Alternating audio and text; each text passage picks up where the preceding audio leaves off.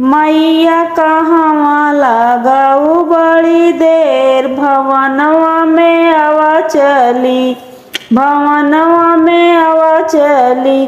तोहरे बिना मैया मलिया नया आवे, तोहरे बिना मैया मलिया नया आवे। मैया गजरा गछत लागी देर, भवनवा में आवा चली। मैया गजरा गछत लागी देर, भवनवा में आवा चली।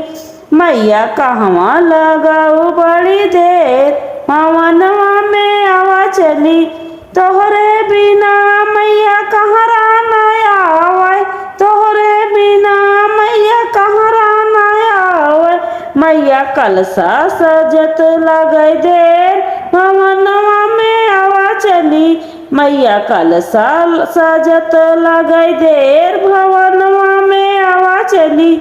मैया कहवा लगायू बड़ी देर, भवनवा में आवा चली।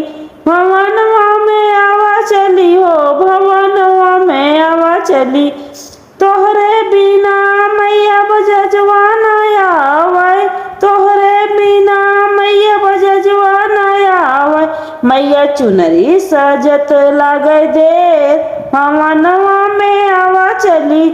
मैया चुनरी सजत लागे देर, भवनवा में आवा चली। मैया कहवा लगायू बड़ी देर, भवनवा में आवा चली। तोहरे बिना मैया महरा नया आवे, तोहरे बिना मैया महरा नया आवे। मैया चौका पूरत लागे देर, भवनवा में आवा चली। मैया चौका पूरत लागे देर, भवनवा में आवा चली। मैया कहवा लगाऊ बड़ी देर, भवनवा में आवा चली।